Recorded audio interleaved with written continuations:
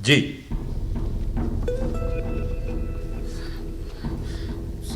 साहब, नगमा हमने देखा है, हम आपको बताएगा कि उसको किसने मारा। हाँ साहब, साहब आप उसको मार डालो, वरना वो हमको भी मार डालेगा साहब। खुदा रब, उसको मार डालो। हम आपको बताता है। कौन मार देगा? हम किसे गिरफ्तार करें? कातिल खुशकियार का खौफ इसके दिल में बैठ गया है साहब जी। भला इसे कोई क्यों मारेगा? मेरी बच्ची है नगमा। दरअसल उस दिन शादी में वकू वाले दिन ये भी वहां पर मौजूद थी। तो वो खूनी मंजर इसने अपनी आंखों से देखा है। तब से ये नीम पागल सी हो गई साहब। ये पता नहीं हर जगह क्या हॉल फॉल बकने लगती है। चलो घर चलो। बाबा, इस उम्र में इतनी संगदिली अच्छी नहीं। दिल नहीं दुखता इस बेचारी की हालत देखकर? इसे फौरन शहर ले जाओ और किसी अच्छे डॉक्टर को दिखाओ। जी जी सदर साहब, ले मैं इसे डॉक्टर के पास ही ले जाने वाला था। चलो डॉक्टर के पास चलो।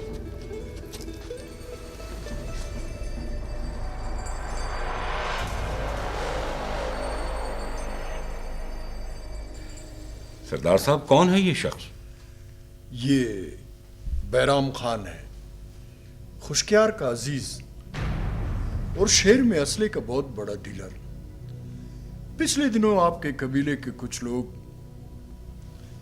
असले और डंडों के साथ इनकी दुकान पर गए थे, इसलिए कि शायद शावेज को जान से मारने पर इसी ने उकसाया था। हमले के वक्त ये दुकान पर मौजूद न था।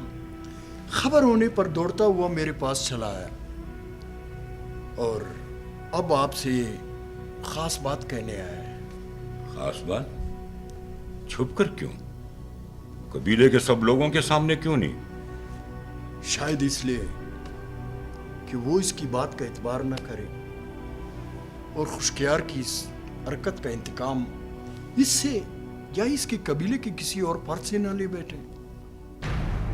अपनी उम्र और जमाने के आदाब का ख्याल न होता सरदार साहब तो खुशकियार को बेमहार रून की तरह छोड़ने के जिम्मेदार इनके कौम के हर फर्ज से हिसाब लेता। मलक साहब, आपकी तल्ख और कड़वी बातें सर आंखों पर। मैं कसम का कर कहता हूं कि खुशकियार की नीयत शावेज को मारने की नहीं, हजर को जान से मारने की थी। तुम ये बात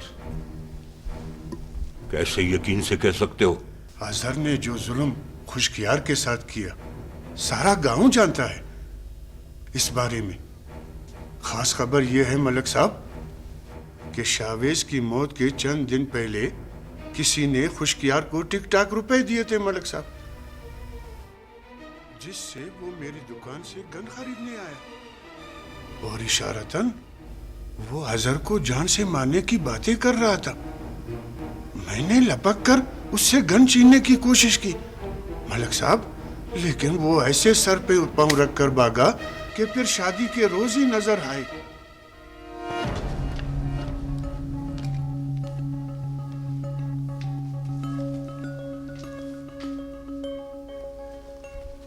तुमने इस खतरे की इतला हजर को क्यों नहीं दी? दी थी मलक साहब, लेकिन हजर जो खुशकियार के इंतकाम को मजाक में उड़ा दिया करता था। कौन था वो? किसने दी थी रकम उस पागल को? कौन था? हसन खान, हौसला रखिए, हौसला रखिए। उसने ये रकम आजर को नहीं, मेरे पूरे खानदान को मारने के लिए दी थी। और वो रकम की लालच किसी और ने नहीं, तुम्हारे खुशकियार ने दी थी।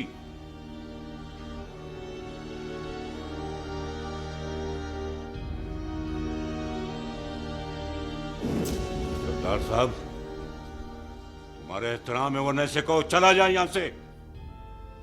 मेरी हवेली की ऊंची दीवारों से मेरी आवाज निकलकर मेरे साहबजादों तक पहुंच गई। वो इसको बिना मोहलत दिए कहीं और पहुंचा देंगे। चले जाओ यहां से, चले जाओ।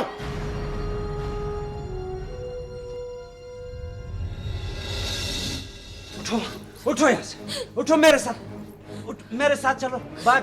शाबाश। पापा अब कहीं नहीं जाएगा। नहीं, अब मैं तुम्हें मजीद बर्दाश्त नहीं कर सकता। पापा अब तुम्हारा हर बात मानेगा। पापा तुम मेरे लिए मसले बना रही हो यहाँ पर। लगता है तू लोगों को लड़ा मरवा कर ही दम लेगी। क्या समझेंगे लोग कि मुअत्तल सवाली खान ने अपनी बेइज्जती का बदला लेने के लिए बेटी का इस्तेमाल किया है। सौराब का जुर्म तुम्हारे इल्जाम में दब कर रह जाएगा। और फिर क्या होगा? फिर जानती हो, दो बड़ों की लड़ाई में बेगुनाह और मासूम लोग मारे जाएंगे, सिर्फ तुम्हारी वजह से, सिर्फ तुम्हारी वजह से। मैं भी किसे समझा रहा हूं, किसे नसीहत कर रहा हूं मैं।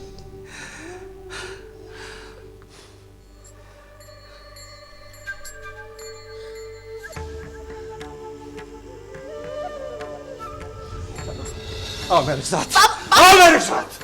हेलो, पापा को नहीं जाने। पापा सही कहा था मलिक हसन खान ने आपसे कि इस सवाल का जवाब मलिक खालिद खान ही बेहतर तौर पर दे सकता है। तहसीलदार साहब, आप नहीं जानते कि खुशकियार एक ब्लैकमेलर था।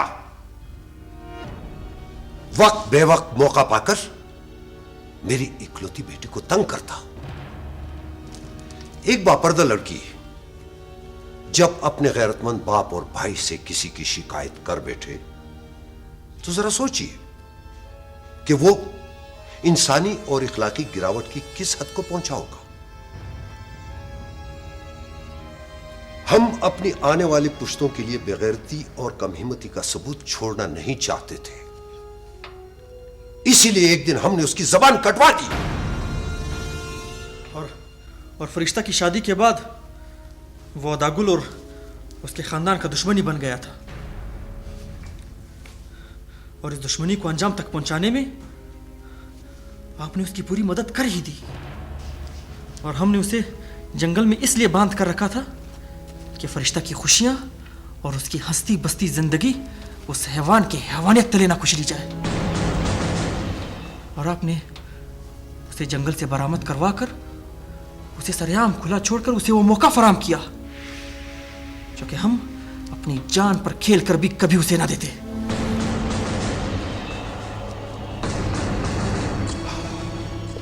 तहसीलदार साहब, अब तो आपके पास मालूमात का अंबार जमा हो गया। जाइए जाइए और जिस तरह और जिसके खिलाफ चाहे एफआईआर काटिए। भूल जाइए कि हमें आपकी दफात या आपकी कार्रवाई से कोई घबराहट या खौफ होगा।